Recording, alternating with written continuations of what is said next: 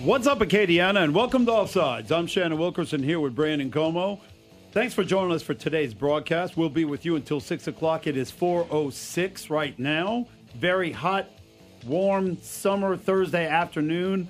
Bright and clear outside. Hope everybody is staying indoors in the air conditioning as much as possible, because now we are right into August, first week of August, which means that the end is in sight. Okay, the end is in sight.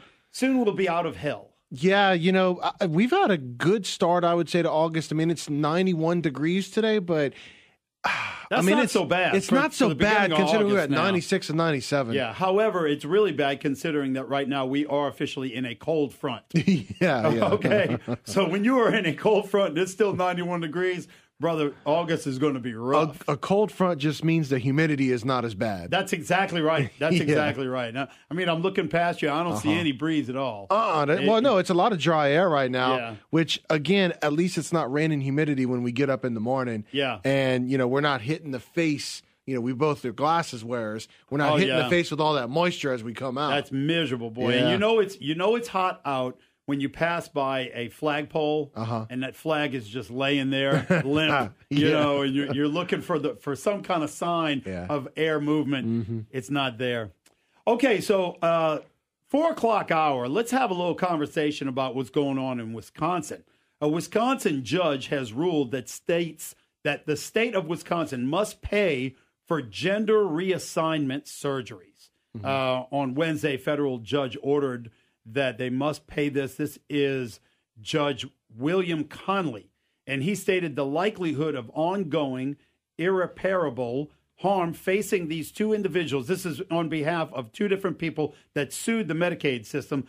This is Cody Flack and Sarah Ann McKenzie sued because they were denied transgender reassignment surgery coverage. Mm-hmm. The judge says the likelihood of ongoing irreparable harm facing these two individual plaintiffs outweighs any marginal impacts on the defendant's stated concerns regarding public health or limited costs. This is one of those things that I think the citizens of Wisconsin should be outraged about. And here's where I already see a dilemma, okay? According to Wisconsin's Medicaid system, of the 1.2 people that are enrolled in Medicaid, 1.2 million. 1.2 million, yes. Mm-hmm. 1.2 million enrollees, approximately 5,000 of them are believed to have some form of what they call gender confusion. Yeah. I don't see where the confusion comes from. Just look down. Okay? But the state is already claiming that if they covered surgery for all of them, it would cost the taxpayers as much as $2.1 million. Mm-hmm. That's impossible, and let me tell you why. Because if you take 5,000 people and you divide that into $2.1 million, they're claiming that each one of these surgeries costs $420. Yeah, that is impossible. It's impossible, and let me tell you why. Mm-hmm. Because average surgery, when you factor in all of the costs, the required therapy, the anesthesiologist, and this to get gender reassignment surgery, it's a series of several surgeries. Right. On average, that costs a person up to $100,000. All right. So if you factor in the real cost of this gender reassignment surgery to 5,000 Medicaid current recipients who think they might need it, you're talking about $500 million.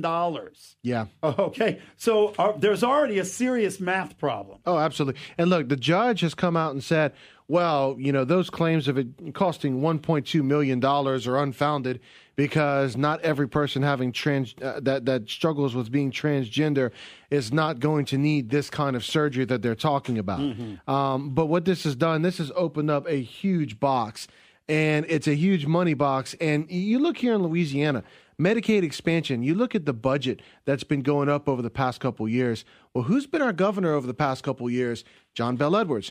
What is his main thing that he has pushed for in his governorship? Medicaid expansion. Mm-hmm. And this Medicaid expansion calls for more and more money. And this is just one example of how much when you combine Medicaid expansion to cover so many things that haven't been covered before, it can get incredibly expensive. As a matter of fact, one of the two people that you mentioned that sued Wisconsin and brought this to the courts because there's the 1997 a regulation from the Wisconsin Department of Health Services that says care that relates to gender transition is medically unnecessary. So that's why this went into the courts. And basically what one of these two people said was, no, that law or that ruling, that policy is outdated because Obamacare provides us the ability to have these transgender surgeries covered. And so that's what the judge is using as well. Since Obamacare was implemented, that's how he's supporting his decision. Yes. Okay, this is all just another example of how our country has completely gone crazy. As I mentioned before, the tax-paying voting citizens of Wisconsin should be outraged. This is not – now, some people that support this claim that this is a surgery that is required to fulfill the psychological well-being of these individuals. They have gender dysphoria, it has been called. Listen, you're either a boy or a girl.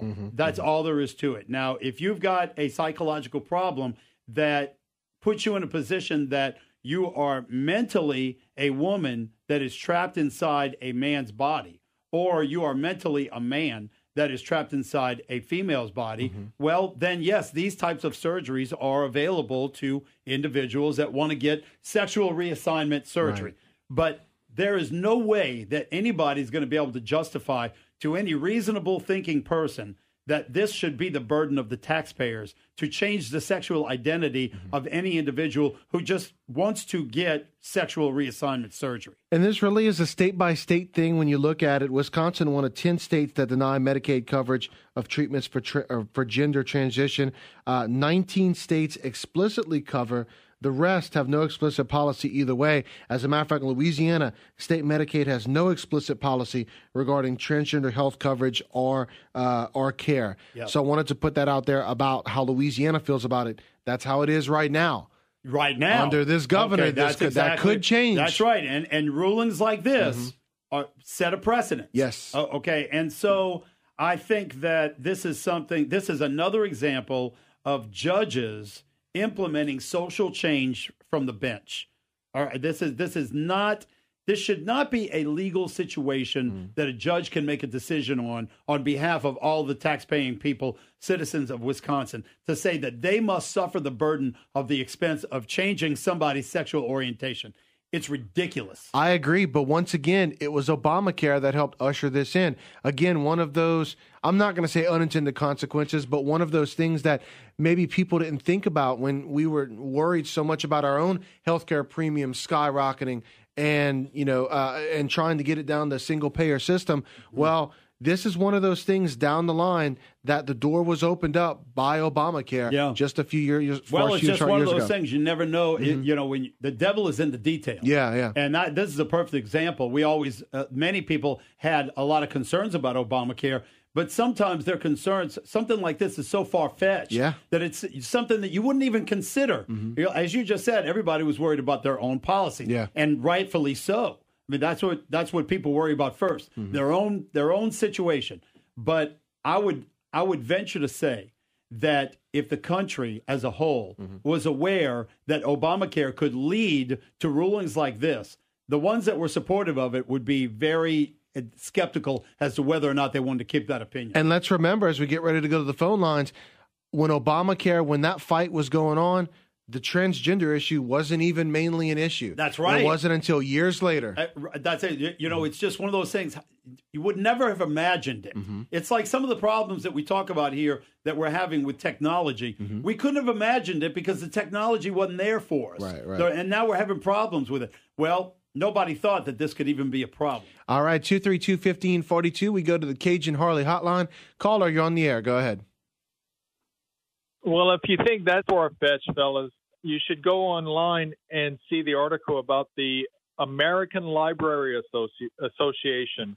It endorsed drag queen story time for libraries across the United States. It's funny you bring that up. It's on my list of things to bring up in this conversation. There's a video that you can find where there is a transgender gentleman, if you will, dressed up like a female in a library or bookstore type setting, and he is telling a story to a group of children, And that's another one. It's just one of those situations where they want to take a very small minority of people, all right, and make them appear to be mainstream or common. This is a very small percentage of people, but yet here we are. You've got a group of children being told a story by a cross-dresser, and that's basically what it is. And I was thinking about that earlier when you were talking when we were talking about a small number of people and how small people who identify as transgender is in this country. I mean, it's a minute percentage, but thinking about thinking about how minute that percentage is right now, yet how much it could cost taxpayers. Oh, and I think that, thank you for the call, caller. It's an excellent point to bring up. I think that transgender or gender dysphoria is going to be more common in the upcoming generations, because I believe that we are seeing so much new support for children who think that they are transgender. Yeah. But in my opinion, they're too young to even know what they're talking about. Yeah. I mean, you've got these videos all over the internet of little boys, and I mean little boys, 7, 8, 9 years old, that are doing complete makeup jobs on, and I mean glamour looking, and they're doing makeup like not just like girls, but like grown women, model makeup. And I think that we are creating such a confusing environment for them that transgender dysphoria is going to be a more common problem in the future. Not because it was always there, but because now we have a society that is supporting it, encouraging it. Well, yeah, two things off of that. I mean, for one, you have where now kids, instead of getting guidance from their parents and just the simple guidance of saying, hey, you're a boy, hey, you're a girl, now you've got areas where they're saying, oh, well, let's let the kid decide. Instead of providing that guidance as a parent, you're offering confusion in that instance. And then the other side, what you talked about with acceptance is absolutely true. When you talk about the way that the national media covers stories like this, I think that they encourage people, they encourage confusion, and they encourage people to bring these issues more up, like this situation here, where more people will identify it, so it becomes more and more mainstream. Yep, I agree. 232-1542. We go to the Cajun Harley Hotline once again. Caller, you're on the air. Go ahead. Hi. Medicaid in Louisiana, as it stands right now, is absolutely useless. I have a daughter who is disabled since birth, and now she's 27 and lives on her own. If she has an orthopedic or neurological issue, she can't even get help locally. We've got to take her all the way down to New Orleans, and we've got to wait at least 6 to 8 months. I mean, where are they putting their priorities? And if, God forbid, anyone should have Medicaid and have cancer, because you can't get treatment for cancer anymore. They put priorities, in my opinion, on the people that have this are dealing with the social issues as opposed to the biggest health issues. Yeah. And that's BS. That is BS. And I think they've got too much of a broad coverage. I think that they cover people who, I mean, they really don't need coverage. I mean, it's the addictive disorders. I'm sorry.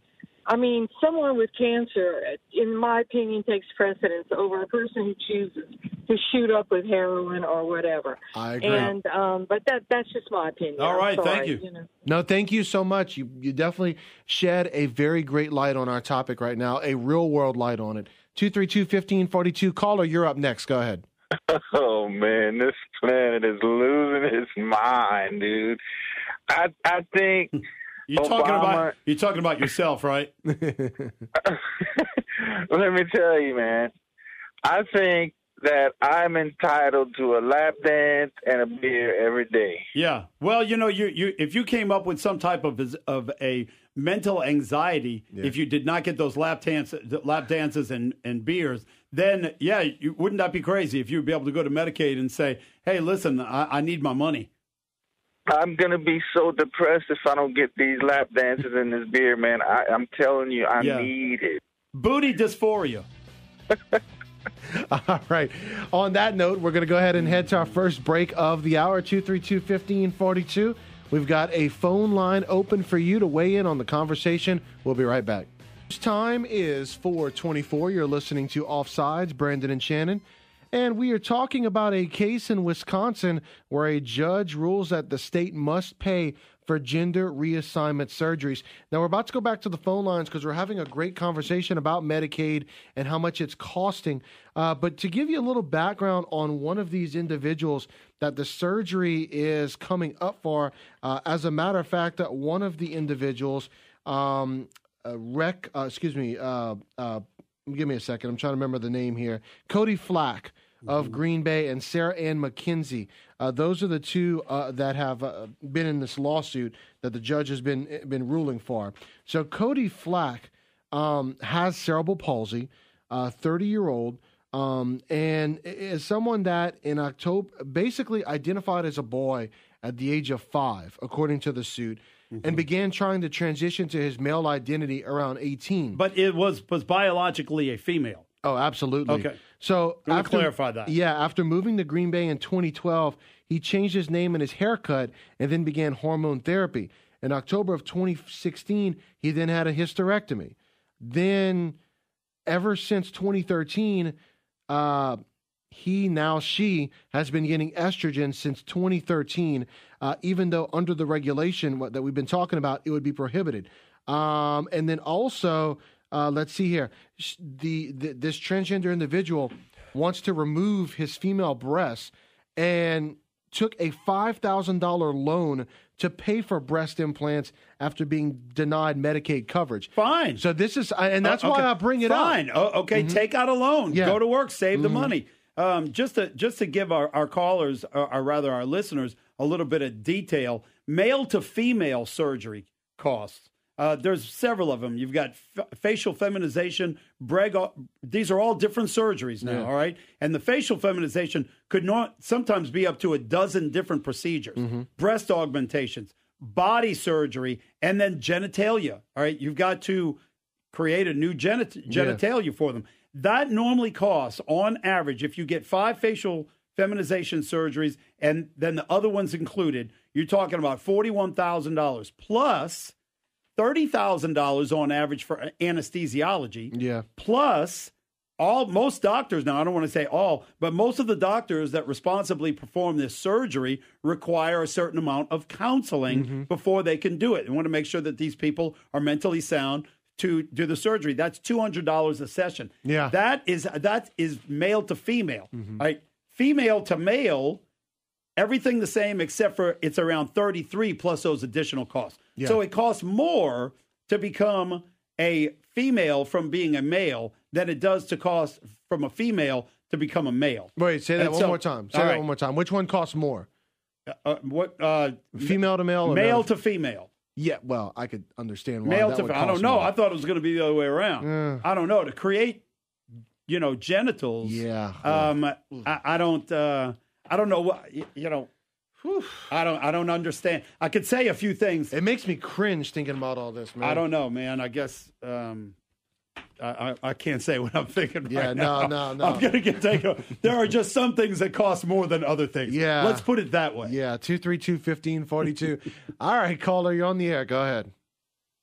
Yeah, I think society needs to stop treating humans as some kind of automobile that you take into the shop and they do fender adjustments and they want to make this a hot rod or whatever. We're just humans. And what they need to realize is that that's a mental problem.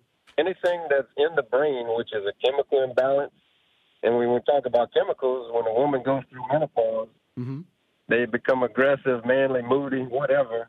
They have to get hormone therapy to keep them women. They literally start turning into men. So you have to think of it like this. If a person goes to the doctor and they say, I'm feeling like a woman, and you're definitely a man, that's a mental problem. Yes, it's definitely a mental problem. This is a mental disorder. Transgender dysphoria is a mental problem. And listen, I sympathize with these people. I feel horrible for them. Because you got to consider, you're a man. Brandon and I are all men right here talking about this. Three men having a conversation. Now, think about if we were living our lives just like we always have, except we were in a female's body.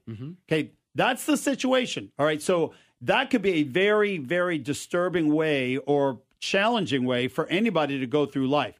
And I sympathize with them. And I don't want to say that I feel sorry for them, because sometimes that's insulting to some people. But I do sympathize with their problem. But it is their problem, okay? This is not a physical problem. They are not physically ill. So this should not be the burden of the citizens, voting citizens, taxpayer dollar, to fix their mental problem. Now, I can be supportive of them maybe, let's put them on some kind of prescription medication and save millions of dollars. Yeah, well, look, I mean, we don't expect the taxpayers to pay for our medical expenses. We shouldn't have to pay for theirs either.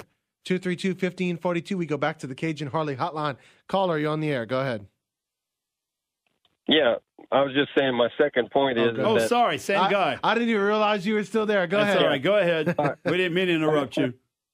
My second point is that when you brought up the stuff about the library, these LGBTQ guys and girls, or whatever you want to call them, I mean, I have nothing against any of them unless they do something to me. So the thing is that anything that they're going to do on their own and pay for themselves, I'm completely happy with, because they're the ones at the end of the day that have to live with it. Exactly. So right. when they do it this way, we have to live with the burden of the bill and everything else. My thing is with little kids, they're saying that it's not their choice that they're like this or they're in the wrong body.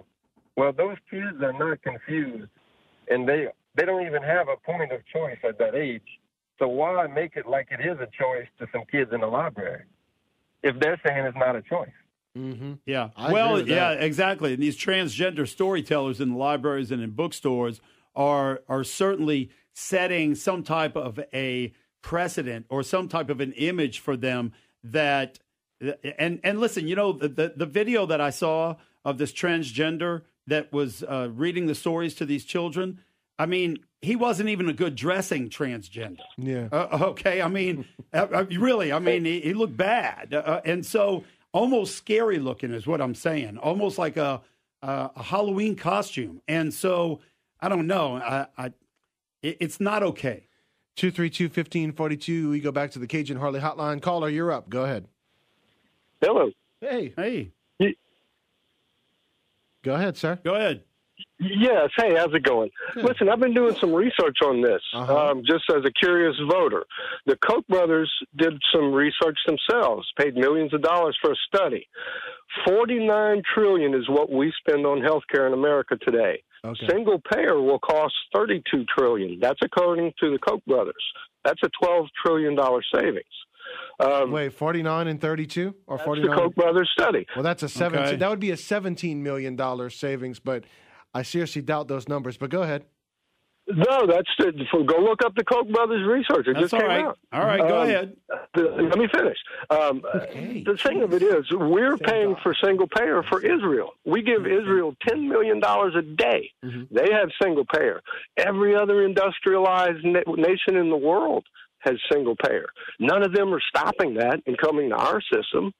So I'm just throwing out research. I don't belong to either party. I'm not influenced by either party. Yeah. These are just facts that I've found about single payer. All right, I get what you're saying. Yeah. But what is your opinion when it comes to the topic that we're talking about and whether or not Medicaid should foot the bill for transgenders wanting sexual reassignment surgery? Like y'all said, that's such a minute amount of people. I think the $12 trillion in savings. No. Listen. Focus on the question, okay? Do you think it's okay for Medicaid to pay for this surgery? That's what we're talking about. Yeah, well, that's not really up to me. That's up to the people you elect. That's not really for us to say. It's definitely for us to say. It's our money, okay? I mean, I just want to know what your opinion is. Do you think that Medicaid should pay for these types of surgeries? Like homophobes to me. Guy, come on, get off the dope, all right? Don't call up here. That's the same guy that called the other day. All he had was an agenda. It's just a simple question. It's exactly right. It's just a simple question. Do you think? And listen, if he thinks that it's okay for them to pay for it, fine. Then let's talk about that, all right? But we're not homophobes. And we're not even talking about homosexuals. We're talking about transgender individuals. Yeah, and the surgery that they're getting in Wisconsin to change their gender, and those taxpayers are paying for it. And listeners, do us a favor, and please don't call and want to talk about the Koch brothers study that he's talking about. I mean, that is not what we are not talking about the money we give to Israel. All right. We'll be right back here on Offsides. 232-1542. Welcome back to Offsides, everybody. So we're talking about Medicaid and whether or not Medicaid should or should not be used to pay for transgender reassignment surgery. That's all we're talking about. Okay? It has nothing to do with Israel. All right, if you're just tuning in. I never expected Israel to come into this conversation. No, and I doubt that Israel has a government that pays for transgender reassignment surgery. I just don't see that happening. Yeah. So if you're just tuning in, I apologize because you likely don't know what we're talking about. We had a prior caller just before the break who needs therapy. Okay. 232-1542. We'll leave it at there. We'll get some other callers on the line. You're on the air, caller. Go ahead. Yeah, he needs something reassigned in some kind of surgery. I know a guy that I'm trying to mention as much as I can about his story. Not going into too much detail, but he went through this, and I actually heard him speak, and he said that he always knew that he was a man inside, even though he felt like he wanted to be a woman. And he said most people have that issue where they know inside what they really are. So he said what came about was pressures around him once he started a journey to become a woman. When he started, being homosexual, he started doing things, trying to change his ways that he felt he needed to do. And he said he felt pressure from people because everybody was knowing that that's what he was becoming, that's what he was. So he continued to go down that route, and he wanted that. And so over a period of time, he became, and I've seen pictures of him, and I would have never known that was him. He made a beautiful woman. I mean, anybody look at the picture would say that's a beautiful woman. But anyway, long story short with him, but he noticed that over a period of time, he was still never happy. He said he started digging into his childhood and his past and trying to see what in the world, started giving him these things, these thoughts and feelings, and he found out that he didn't get attention from his dad. His dad was abusive and so forth, and there was a guy that gave him a lot of attention that was bisexual, and stuff like that. So it went from that. So, but back to whether Medicare should be paying for this. No, of course not. This, if anything, I think that they should have some education and some, really push things out there to let people know exactly what I just said, to show the other side of before and after of what if you take this step, because he said he never felt as beautiful as other women, and he would have had to, and he fought with all of his boyfriends. He said that he had, he had this, this jealousy streak. He had all this stuff about him, this psychological stuff. Had to see psychiatrists. Had to have, listen, they're troubled. Okay, that many of them are very, very troubled. I had a very good friend of mine who worked with me for a number of years, who was in a same-sex relationship for a very long time. Right. And he explained to me that the huge majority of their friends who were homosexuals had real mental problems. Yeah. Okay. And it's just like what you're describing. The ones that would dress like women never really felt fulfilled. They felt better, but they were still never felt fulfilled because they didn't feel like a pretty woman. Or, there's a number of problems that they were constantly faced with. And I'll tell you another thing, the suicide rate amongst this demographic is incredible. Yeah. Okay? And that's truly sad. It is really sad, when you think about this. And so I think that when you consider these factors, it may be the reason that judges like this are supportive of approving the cost, all right? Right. But it doesn't make it all right, okay? You can't put the burden of the few on the cost of everyone. Thank you, sir. Thank you. We'll go ahead and get another call in. All right, caller, you're on the Cajun Harley hotline. Go ahead. Well, I listened to all that other I don't believe Medicaid ought to be paying for sex changes. And some of that stuff, where do you go next? Because a woman doesn't feel beautiful, she's going to get cosmetic surgery, or some man doesn't feel like he's handsome enough. Where does it stop? That's an excellent point. And what you pay for. Yeah, that's an excellent point because there are women and men, but let's just focus on women for the sake of this conversation. Let's say there's a woman and she's felt unattractive her entire life. She suffers from depression. Yeah. She's been on medication her entire life. She's suffered some suicide attempts. Well, on the same argument, now she's mentally disturbed because of her appearance, and so she can make the same argument. Well, if y'all going to make this woman into a man and a man into a woman, how come you can't give me, a facelift and breast augmentation with the same funding? Yeah. All right. Thank you, caller. All right, 232-1542. Caller, you're on the Cajun Harley hotline. Go ahead. Hey, guys. I'm going to come at this in a different direction. They want to have surgery, and they want us to pay for it. But if you look at the list of drugs to help people who are just trying to fix what they were born with, okay, the list of drugs that is not covered is pages long. It includes things like fertility and anorexia and people who need hair to promote hair growth. Yes. Or yes, please. People to help you stop drugs to help you stop smoking. Right. Sexual dysfunction drugs. You were born with those body parts. They don't work, and they're not going to help you get that. But then they're going to help you have surgery to change the body parts. Yeah, that's the real problem. You make several excellent points. There are many people out there that need help in a lot of ways, and there are a lot more responsible ways for Medicaid to be spending their money. Yeah. Right. And I just think that they need, if somebody wants to stop smoking, I think that I, as a taxpayer, would rather give them money because, they're trying to stop a bad habit, and make themselves healthier. Even then, I don't really support that because that's their issue. Shouldn't be mine. Yeah, I see where he's coming from, though. Yeah, I do too. Okay, because you've got somebody that has that addiction. Yeah. And I see where he's coming from. And I would only give that a support. I would only give issues like that support as long as all the other people with real existing physical problems are taken care of first. Okay, we had a caller a little while ago who was talking about how she had a child with special needs. Yeah. And that's absolutely right, okay? Yeah, I have a son who needs a neurologist. We have to travel all the way to Covington, okay, a few times a year for him to see his doctor. And so there are a lot of limitations to people that are receiving government aid and Medicaid. And before some of these other people with psychological problems would be eligible for get this money, you better make sure that the people with cancer are getting the chemo they need. Well, because there's a whole lot of difference between someone that is suffering from a neurological disease, cerebral palsy, suffering from cancer, as opposed to some of these other issues we talked about. I mean, big difference. And even with the smoking thing, that's too. right. Big difference between somebody who's really ill with cancer and a man who wants boobies. Yeah, well. Okay, guys, can I make a suggestion? Well, that's what it is. The guy, he wants boobies.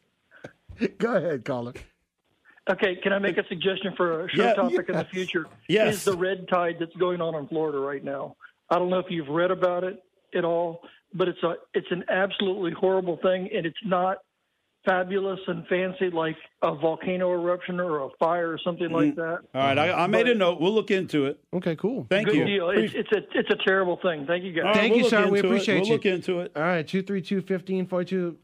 Hey, look, another one of our loyal callers right there, man. We appreciate them. All right, caller, you're up. Go ahead. Hey guys, as a 5'6" man who identifies as a 6'6" man, I could not be happier with this ruling. Federal government's going to pay for my limb and torso extension surgery. I can't wait. Well, good luck. Thank you. All right, 232. Can they make you taller? Well, I'm sure it's possible. But, I guess so. I mean, if you can create genitalia, I could imagine you could extend somebody's body. I mean, if you can make a pee-pee, you can make anything. Sorry. I'm glad we only have one more segment of this left. I'm sorry. Let's go ahead and take a break right now. We'll be right back. All right, welcome back. 4:50 KPEL News Time. And so we have someone that is transgender that is listening to the show that would like to get in. Yes. And so we want to encourage that person to continue calling. Right. We got a message from the front line that somebody contacted the main line over here at Town Square. And so if you're trying to get through, please continue to try. Yeah. 232-1542. Let's go to the ever busy Cajun Harley hotline. All right, caller, you're on the air. Go ahead. Hey, bud. Hey. I'm going to throw a monkey wrench in this. What if they're hermaphrodite? Oh, wow. Yeah, I know. I don't know. Okay, I'll tell you something.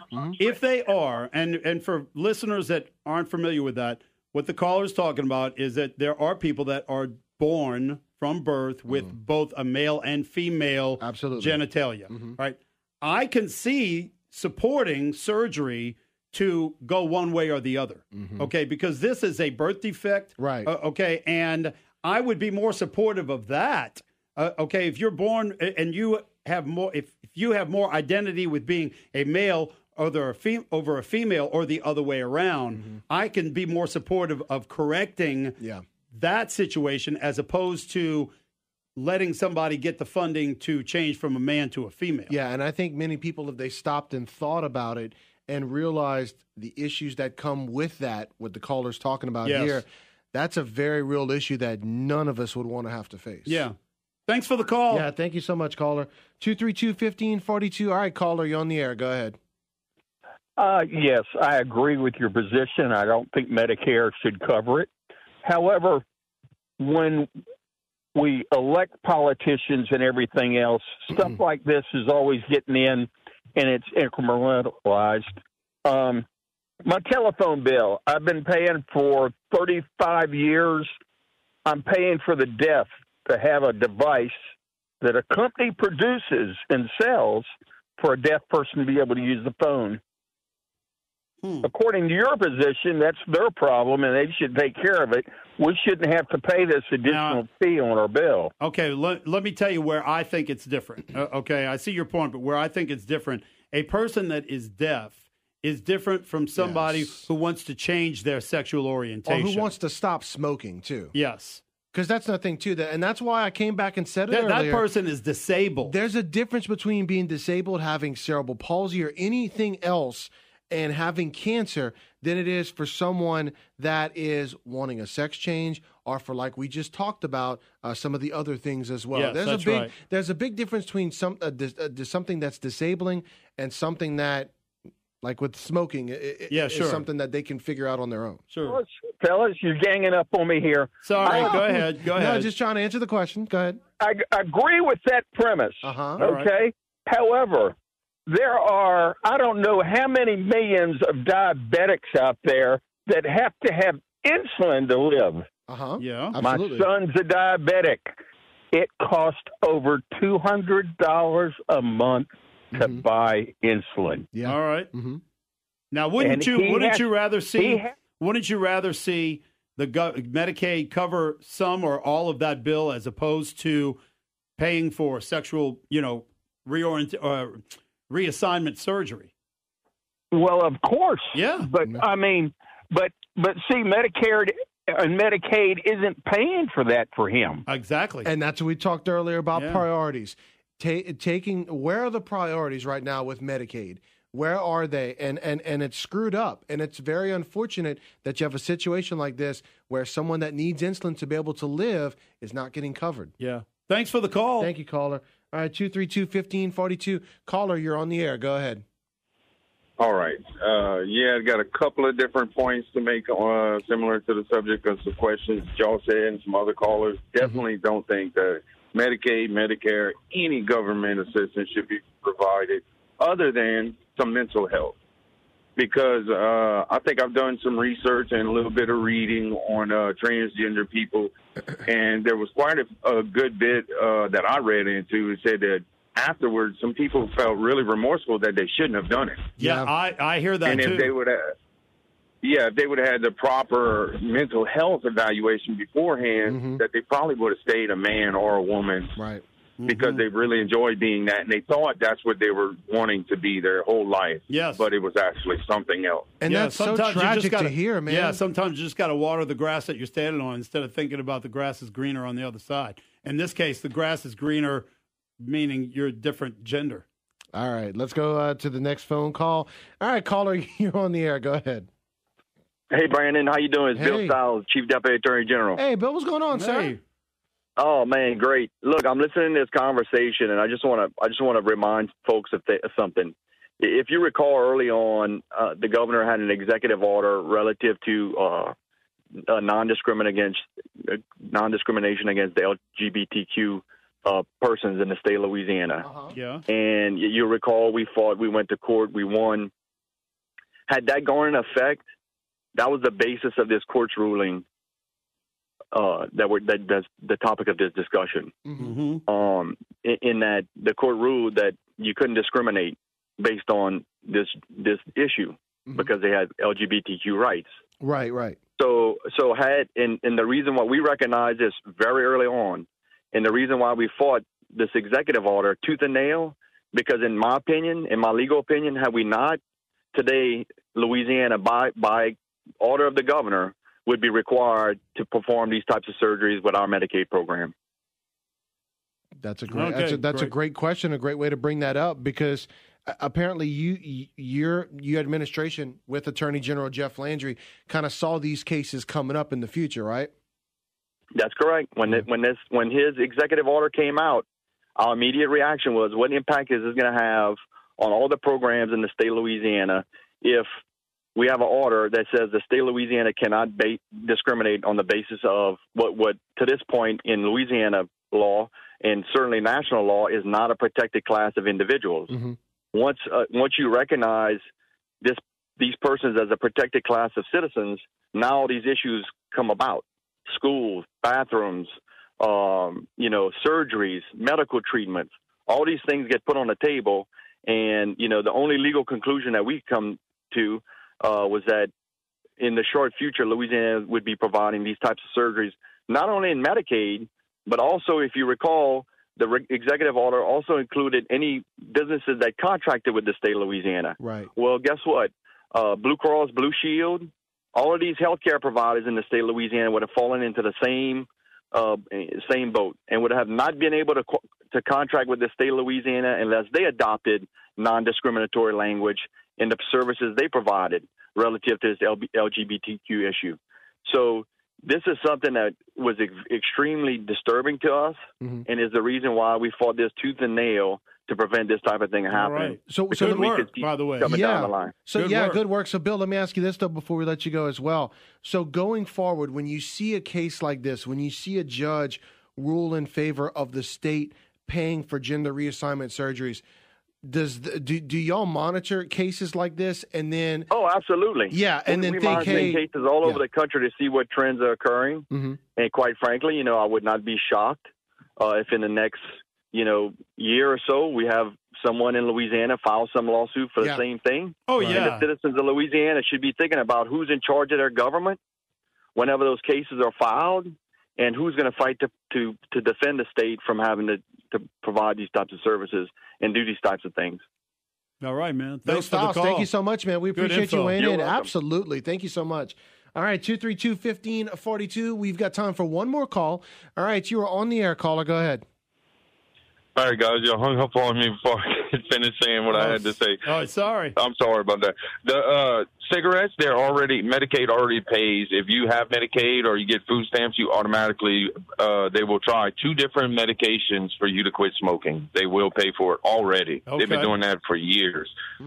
Just some information for y'all to know.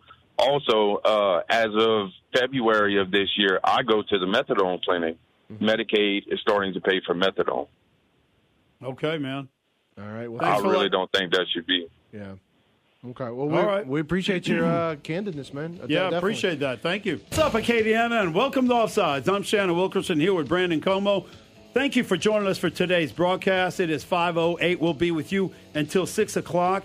And we started discussing in the 4 o'clock hour the situation that is going on in Wisconsin, where a judge has ruled that Medicaid must pay for 2 people that had sued Medicaid there to get sexual reassignment surgery, basically.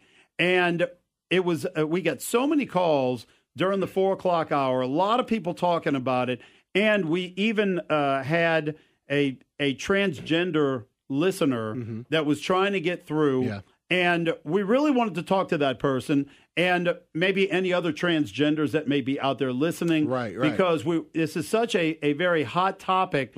And, you know, it gets into a lot of different subtopics and whether or not this is a mental disorder issue that Medicaid should take the responsibility to solve, or whether or not this mental disorder could be solved through medication, and whether or not basically Medicaid should be paying for these transgender citizens to be able to get the sexual reassignment surgery. Yes, and what ended up happening, one of the conversations that came off of it was the difference between a mental disorder and a physical disability when we're talking about funding. Another thing that came out of it was the state of Louisiana and how it handles Medicaid expansion when it goes into the courts. You know, we had the deputy assistant to the attorney general, Jeff Landry. We had Bill Stiles, his deputy attorney general, call us. Sorry, Bill, I was trying to remember the exact title. But Bill calling us and letting us know where the state stands on this, where the attorney general's office stands on this, and how they have been at odds with the Edwards administration over this, and how they saw cases like this coming up in the future. Yeah. And so really phenomenal insight from Bill Stiles. A lot of really good information and a lot of very interesting calls. And, you know, Brandon and I were sharing our opinions that, you know, there is, as you mentioned a moment ago, Brandon, there is a distinct difference between being disabled, a physical disability, and even a mental disability, as opposed to having psychological issues because you feel like you are transgender and you are trapped in the wrong body. And we even discussed at length, and we're going to continue this conversation through the 5 o'clock hour, about how many of these individuals, and I won't say all of them, but I will say many of them, really struggle through life. They're having a very, very hard time. They never feel like they fit in. They never feel like they're in the right body. They never feel like if they are a man that is dressing like a woman and a transgender in that fashion, they never feel like they are pretty enough. Women who are transgender, who dress like men, sometimes never feel like they're masculine enough. And so this is a real problem for them. The difference the situation here is that now we have judges, at least one in Wisconsin recently, saying that the taxpayers of Wisconsin must burden the fee of paying for these transgenders to get sexual reassignment surgery. Yes. And so that seems to be the real juicy issue here. Yeah. 232-1542. So the executive decision has been made. We're sticking with the topic for the 5 o'clock hour. Yeah, good. And not surprisingly, the phone lines are lit up once again. All right, so we go to the Cajun Harley hotline. Caller, we'd love to hear your opinions. Go ahead. Hello. Hey. Yes, hello. Just please make sure your radio's turned down because you can hear us fine through the board here. So go right on ahead. Hello. I was calling. I'm a transgender female. Okay, thank you. And a lot of the opinions y'all are stating are incorrect. Okay. The reason why transgenders have a lot of problems throughout their life is because programs like this, people discriminating against them, not because we feel insecure about ourselves. It's people discriminating against us that makes it hard for us to function. Respectfully, tell us how you think that we're discriminating against you, because all we're saying is that we don't believe that the taxpayers should foot the bill for the transgenders to get sexual reassignment surgery.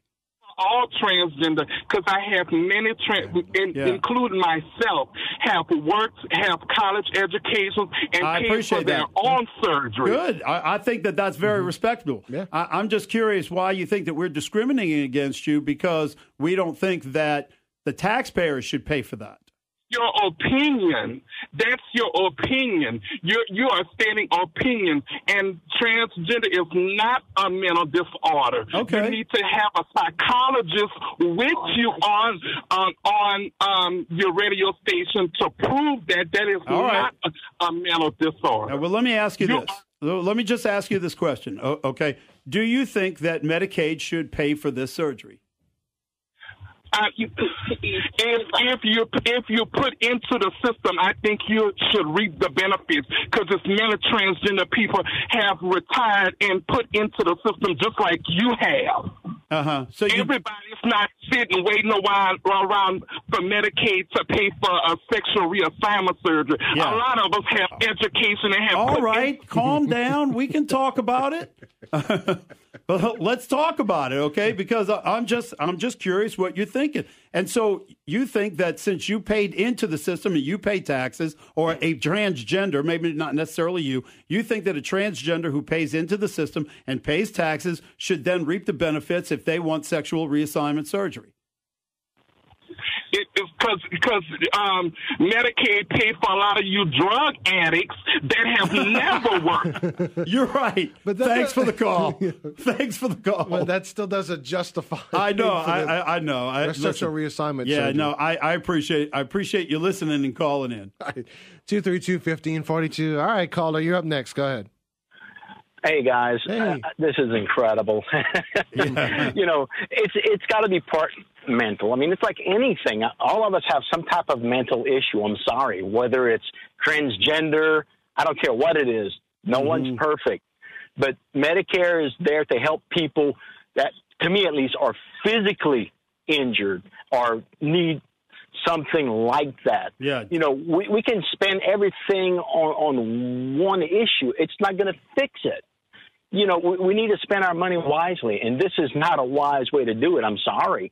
If you want the surgery, then you're right. Go get a job, go mow grass, do whatever you have to do and get the surgery. But, you know, again, it's a limited resource. This is not something that we have enough money to just go out and do whatever we want. You know, the last caller talked about paying into the system and getting money back on it. I would venture to say there are people that are listening to this program now that have paid into the system that are not getting back what they should be getting back. Absolutely. And caller, you're right. This is just one of those situations. This is different than somebody that has a physical disability. Right. And I don't have a problem. I mean, I don't have a problem helping anyone that needs help. But, you know, it has to be something, and again, I'm not saying it's not a problem. It really is, unfortunately, for these people. But, you know, there's limits. And as far as for judges, there's our mental problems right there. Yeah. These people are running the dang country. They have more power than, they don't want to talk about Trump being king? Holy camole. Yeah. No, you're absolutely right. This is just another example. It's incredible. It's just another example of judges legislating a certain agenda from the bench. Yes, exactly. Thank you for the call. Thank you, sir. All right, 232-1542. Caller, you're up. Go ahead. Yeah, one of the problems I got with it is, one, the agenda, but they overriding or paying for and spending money on emergency medical issues that involve life and death. Right. I had a friend, father, who had back surgery, got infected. Medicare wouldn't pay for the medication that would cure it in a week.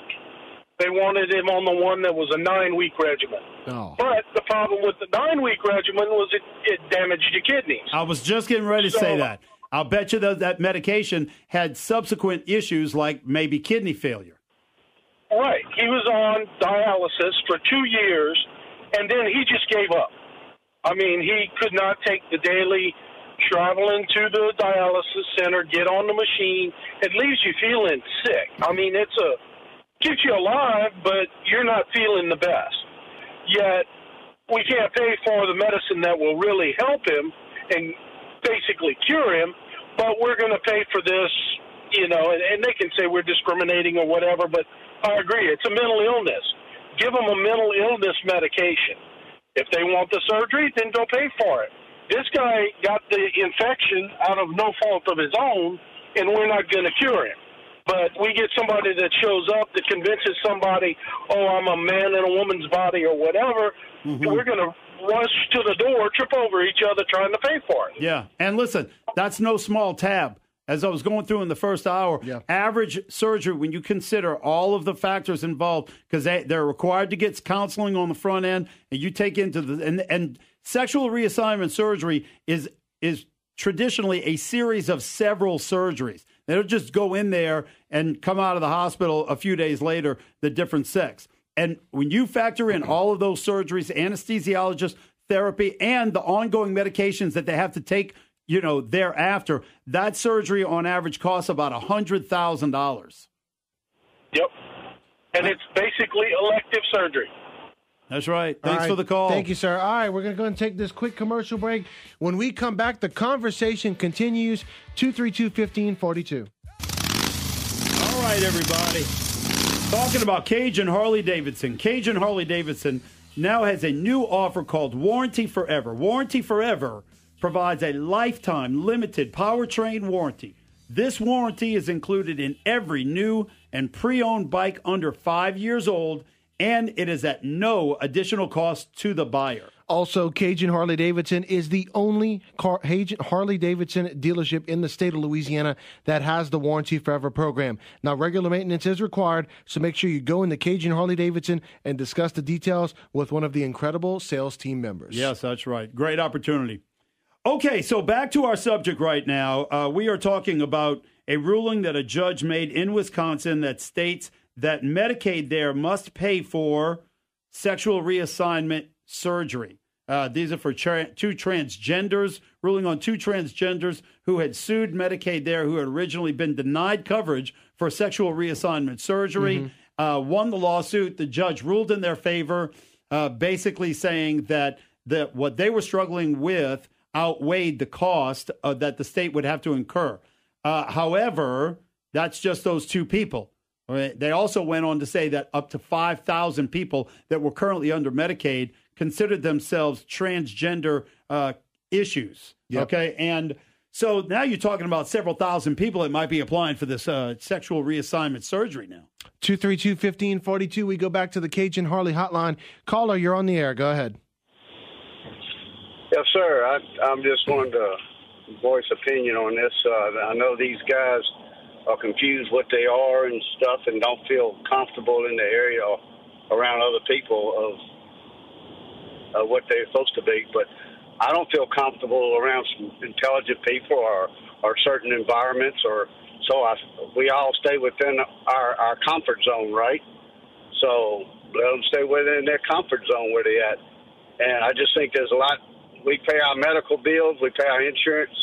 That needs to go to people that are really needing medical attention besides changing their bodies to something they dislike or like. Yeah. And they don't need a medical analysis. All they need to do is stand in front of a mirror naked and figure it out. It's really simple. Yeah, so, they call it gender dysphoria. Okay, and that's the term that they use to describe medically the people that are transgenders, and they believe that, or they are confident that they are in the wrong body for the most part.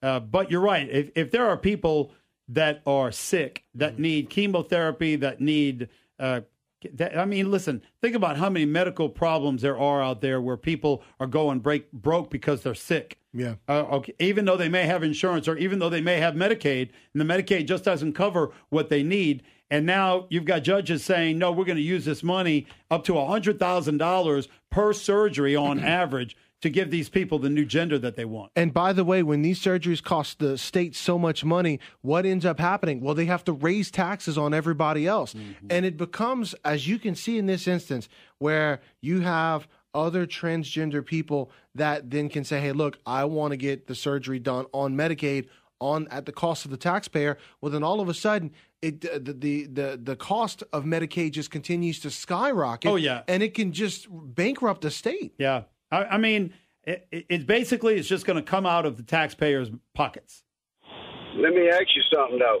They didn't become sick till they figured out they wasn't what they wanted to be. Then they became sick. Well, I don't know about that because I'm not know. a transgender, and I'm not going to try to pretend to be in their mind. As I was mentioning before, good friend of mine for many years. Yeah. He worked for me for many years, and he was in a same-sex relationship, and he was a homosexual, and he would explain to me how most of their friends that were homosexuals, transgenders, had a lot of mental problems. Yeah. They were depressed. They had anxiety. Thanks, Carl. They had mood controlling issues. They had anger issues. And he also went on to tell me, now this is just one person and what he was exposed to. He went on to tell me that everybody that he knew that had the sex change operation all went crazy. Yeah, and look, so I think it's a little bit more of a complicated issue, and I say a little bit more facetiously. It's a more complicated issue than just what the last caller just said there at the end. So. It is, like Shannon was saying, it's a lot more of mental help that's needed in that area. But again, I am not going to try to assume when somebody that's transgender figured out that they had a problem. Yeah. I'm not in that mindset, and I'm not trying to be. I don't know. I think it's different for all of them. Yeah, I think that many of them. To be wrong to put a blanket over That's it. right. I think many of them realized they had a problem when they were children. Yeah. Many of them when they became teenagers and hit puberty. Yes. Who knows? I think it's different for all of them. 232-1542. All right, caller, you're on the Cajun Harley Hotline. Go ahead. Hey, fellas, how y'all doing this evening? Good. Yeah. Hey. What a crazy conversation. I'll tell you what, when did Medicaid start paying for elective surgery? I never really did like the way I looked. I'd like to look like JFK. I'm not real confident in who I am and how I look, but I'm just going to have to suck it up and get over it because I can't expect other people to be, taking money out of my pocket for things they elect to do. I don't mind helping save a life or have an organ transplant, but we just got to stop when it's addictomies all the time. I mean, this is just over the top. Where's the tummy tucks and the hair transplants? I'd like teeth implants, for Christ's sakes. You'd like what? Boy, that's your teeth implant. I'd like tooth implants, where they implant ceramic teeth. I've got some that are kind of having problems and all that. My confidence would really go up if I had really nice teeth. Yeah. Don't you think Medicaid should pay for that? Well, that's kind of a little over the top, I don't know. No, I don't. I don't think Medicaid should pay for that, to answer your question. But I see your point. It's a hypothetical question just to prove the point that Medicaid shouldn't be paying for this other thing either. Thank you, caller. Thank you for the call. All right, 232-1542. Caller, you're up. Go ahead. Hey, guys. Good afternoon. Hey. There's certainly a case to be made as to whether or not Medicaid tax dollars should be used to pay for mental health treatments. Mental health is very, very underdiagnosed. It's very undertreated. But the question is whether or not Medicaid should be paying for treatments that have not been proven to be effective. Good point. That's a great point in how you said that, because Shannon talked about that earlier in talking to his friend, that many people that have had these surgeries go back and regret it later. Yeah. So obviously they weren't effective. They obviously weren't effective, so why pay that much money, especially for something that's not effective? Yeah. Now, in fairness, that's just one person and the people that he was exposed to. Right. So it wasn't an official study, but it was one window. There are many out there that regret what they did. Well, and it's not just an issue of whether or not they regret what they did. There have been studies into the suicide attempt rate of people who suffer from gender dysphoria post-surgery and pre-surgery. And there is no statistical difference between the suicide rate for those who have undergone the procedure and those who have not undergone the procedure. Yeah. And the whole purpose of treatment is to stop someone from getting to that point. Yeah. So it's not whether we shouldn't be treating them, it's whether we should be funding treatments that have not been proven to be effective. If somewhere down the road certain treatments are proven to be effective, then you can certainly make a case for using tax dollars for those particular treatments. But if it's a treatment that hasn't been proven to have any sort of effectiveness, I tell you, I see your point. I agree completely. But I would add to that, not only what you're saying is true, but in addition to that, even if sexual reassignment surgery was proven to have the positive results that the patient had expectations for, statistically it works. Is it still then Medicaid's and the taxpayers' responsibility to pay for a very extreme surgery? You're not talking about a nose job here. This is a very serious surgery, upwards of $100,000 each. Well, and that's when the debate needs to happen. Yeah, you're right. When it's shown to be effective, then we can talk about whether taxpayer dollars ought to be covering it. But until it's shown until it's shown to be an effective treatment, then we shouldn't even have a discussion whether or not taxpayers ought to be covering it. You're right. Thanks for the call. All right, thank you, caller. 232-1542. You're up next, caller. Go ahead. Hey, guys, what about whenever you're talking about this is an elective surgery. What about, insurance companies won't pay for weight loss surgeries? And, I mean, people that are obese have heart problems, hypertension, joint problems, all this other stuff. That's considered an elective surgery as well. They have medical issues. The weight loss surgery would help them with that. And look, you bring up a great point, because I'm not taking up for the insurance companies in this, but bringing up the point, when they talk about these changes to a patient's body or appearance, is this just a cosmetic desire or a medical necessity? That's been the debate amongst insurers. Mm-hmm. And so that's why you have cases where, I look at other things as well, where insurance denies someone because it's not a need that they have to have. Now, maybe in their mind they feel like they have to have it, but it's not determined as a need by the insurance company. It's just as something to make them feel better cosmetically. Correct. And if, they saying, well, if I have this surgery, it's going to help my mental health issue that I have this issue. Well, it's the same thing. If you have weight loss surgery, it's going to help your even more. Yeah. It's I'll going to tell you help what, your cholesterol. It's going to help your heart problems. If you're obese, we're going to pay for that next too. Yes, no, I agree, but I would even argue that the support for surgery that would correct obesity. Okay, I forget what it's called. It's a bypass. Oh yeah, gastro bypass. Yeah. Thank you. Yeah, I would argue that gastro bypass would be more of a respect. It would be more supportive to get Medicaid to pay for that, because that can save lives. Yeah, you're right about that. But should we be paying for that? That's a. I'm not saying that. Yeah, I'm not saying that we should be paying for that specifically, but I'm saying that at least that argument has got some merit over a sexual reassignment surgery. We'll be right back here on Offsides.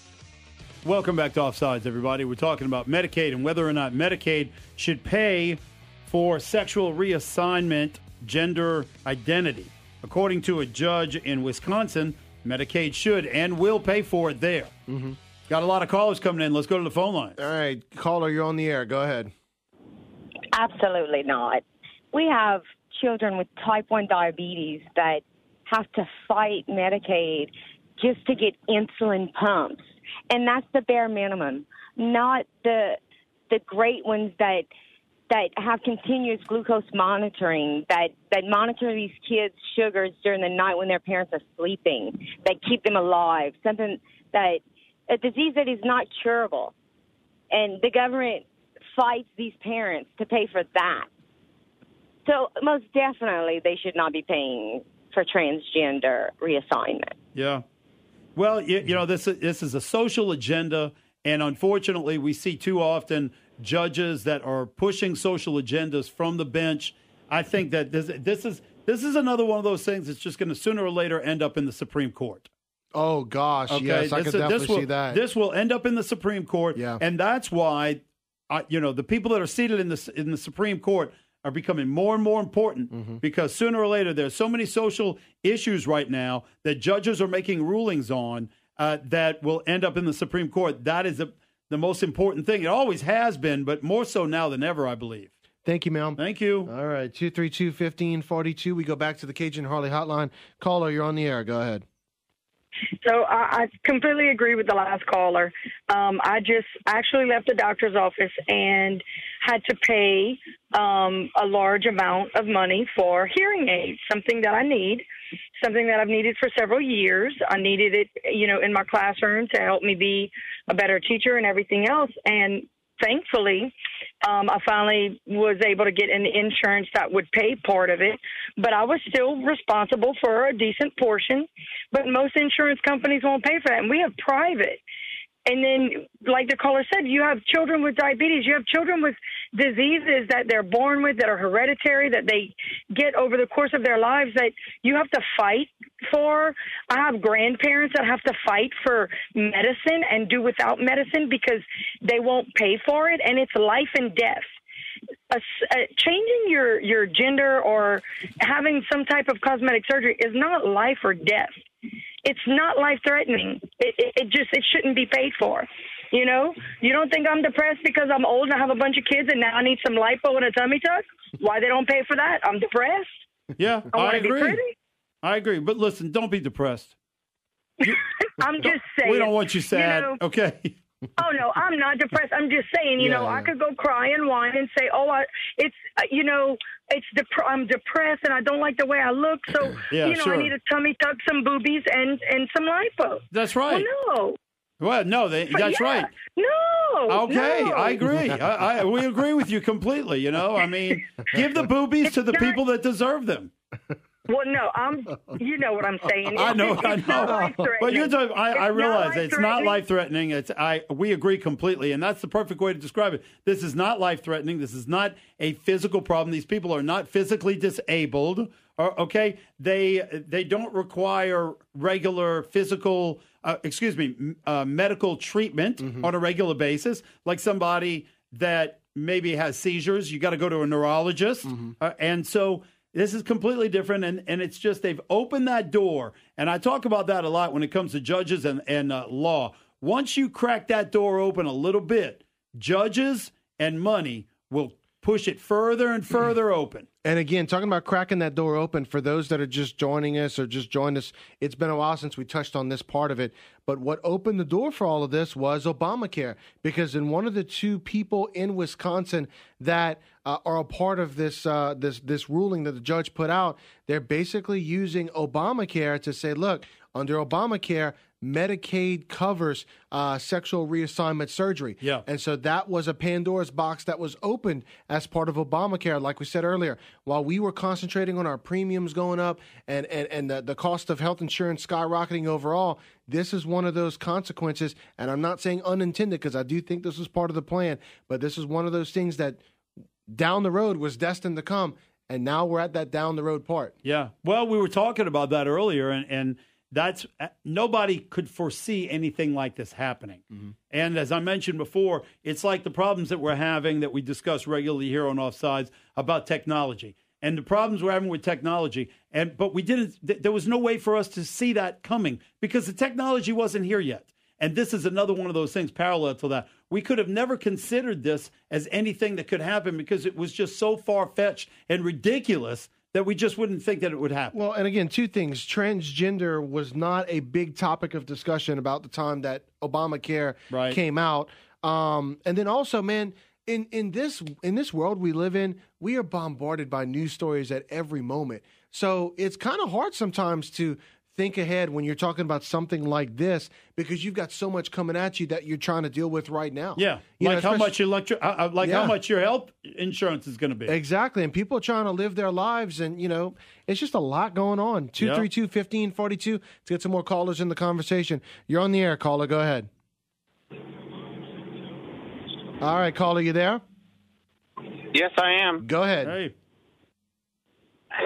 I just want to let you know, I pay $1,000 a month for my health insurance, for me and my wife's health insurance. Two people. And for two people, $1,008 a month. And for a judge, he's got to be a damn liberal. Yeah. Got to be. Yeah, I agree. As I was mentioning before, this is not like just some small surgery. This is a very extensive, several surgeries are required for this transition to take place. And on average, it costs $100,000 per patient.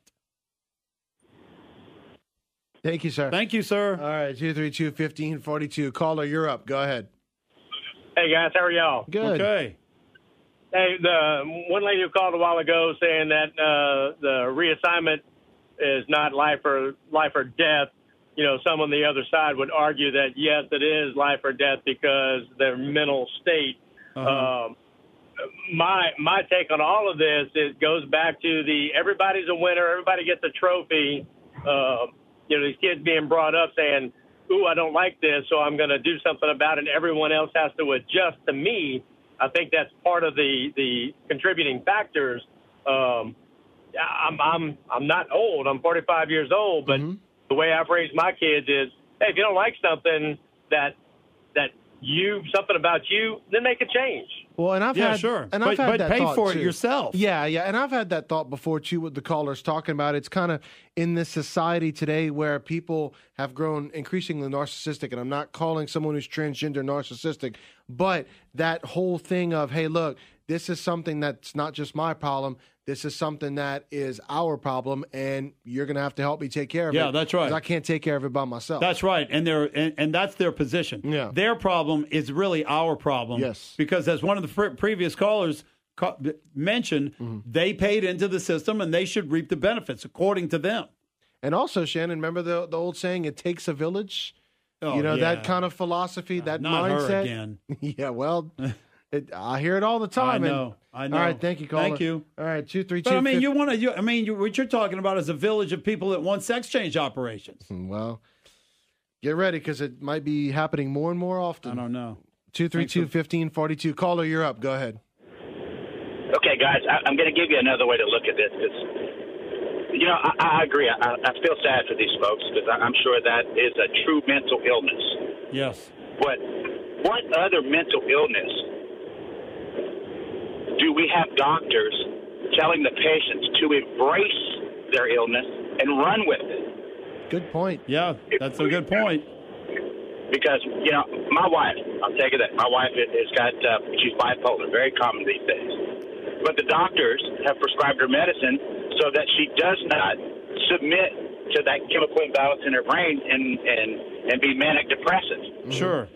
But here in this gender dysphoria, they want the patient to embrace it, run with it, and literally change their whole physical makeup. That is the only mental illness I can think of where doctors are telling them to embrace it and run with it. Yeah, you're absolutely right, and that's an interesting way to look at it. And I can't think of any other. I don't think that it exists. And that's exactly what they're doing. They're saying, go with this. It's okay. And it is. All right. It's okay for them to feel the way that they are. I sympathize with them, as I was mentioning before. This must be a very troubling way to go through life. Absolutely. All right. Like we were mentioning in the 4 o'clock hour, like you, Brandon and myself, all male.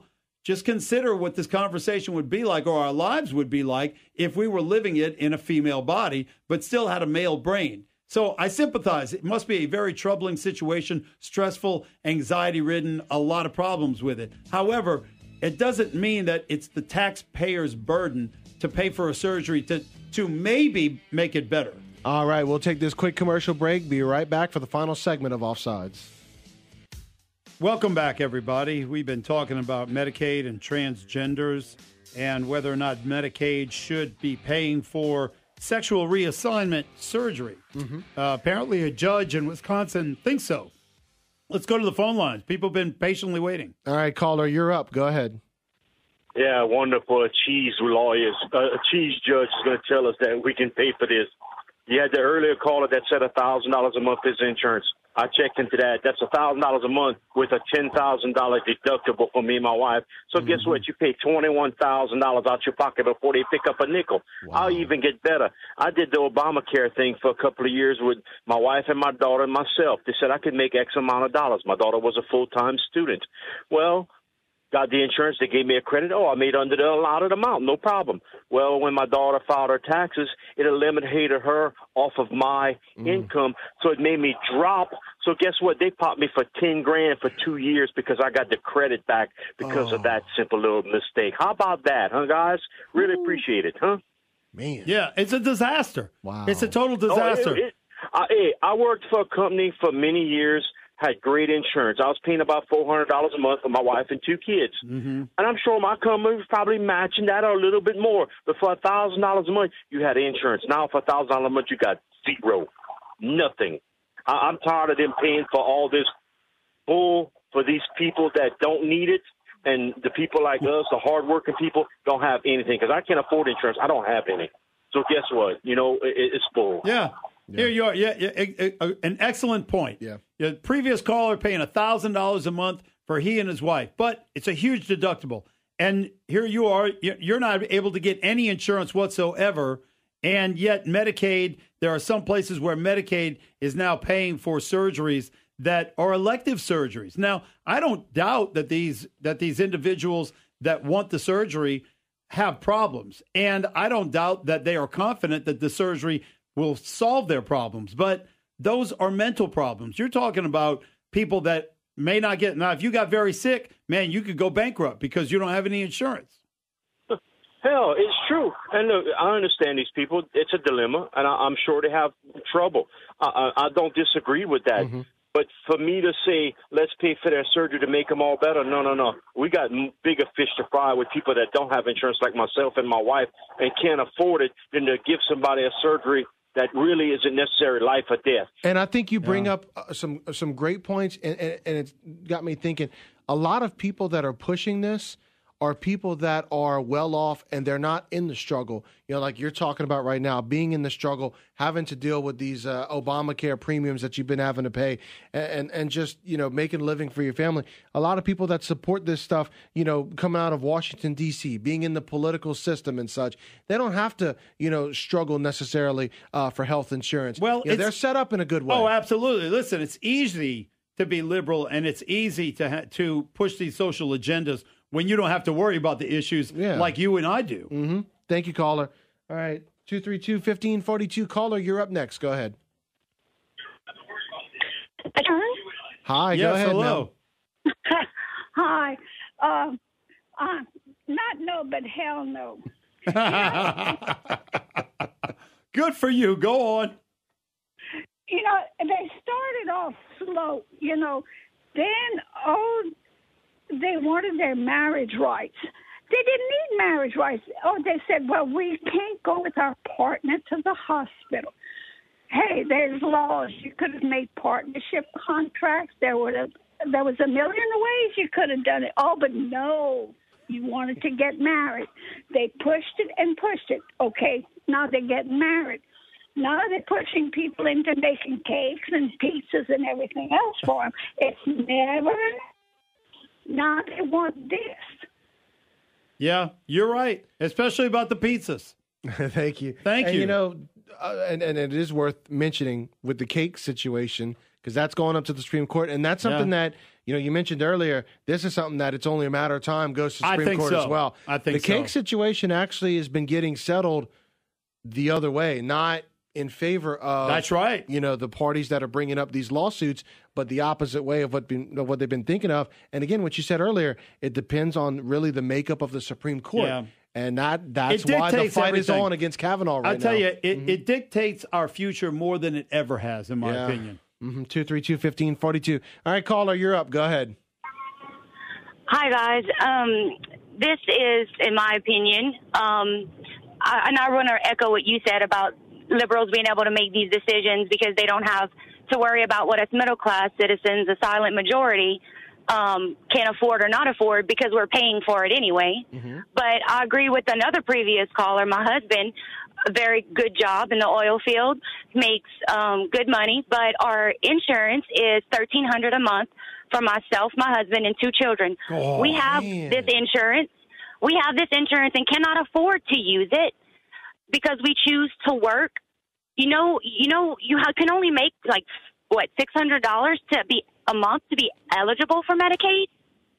My stepdad is a triple amputee, worked his whole life, owned a business, and cannot get Medicaid benefits because his retirement account pays him $650. I remember that because we had that discussion when we were talking about people when the governor threatened that people were going to get kicked out of their nursing homes. Yes, that's exactly right. And that was about what the caller was talking about, that threshold. That threshold, that's it. Yep, $600 because go ahead. So basically, you get to sit at home for free, live off the system, let us pay for it, and you get these services when we have. Sorry about my kids. When we have people that work very hard and cannot even use what they have worked and put into the system for, something's broken. Oh, it's all broken terribly, and yours is another one of those perfect examples. You know, your husband makes good money, you've got good insurance, it's a fortune, but you can't afford to use it. Yeah, it's unfortunate. Ma'am, thank you so much for your call. We really do appreciate it. We got time for one more caller. You're on the air. Go ahead. Go ahead, Hello? caller. Yes, yeah, ma'am. you're on. You talking to me? Yes, ma'am. Yeah, okay. do not agree that should pay for a sex change. If a person feels like a male, feels like he's female, and has all the physical attributes of a male, then he should maybe get tested for testosterone level and get testosterone shots. And same for the female, get estrogen. Estrogen, that yeah. might make them feel more like what they really are. Now, many of them do that, but go on. Insurance pay for that. Yeah. No, now many of them do just what you're describing, but they don't fulfill. They don't feel like it's fulfilling enough for them. Okay, I'm having trouble hearing you. That's okay. That's okay. Thank you so much. Thank you for the call. Yeah, we do need to go ahead and end it anyway, though. We are at the top of the hour. So thanks, callers. Really appreciate the discussion. All of you listening today. We did 2 hours on this topic. We don't do that often, but the phone lines were lit up, so we had to keep going. They still are, and they still are. We could do another 2 hours. Yeah, we're gonna go ahead and call it here, though. We've got Fox News at the top of the hour. Mark Levin coming up as well. You're listening to News Talk 96.5 KPEL.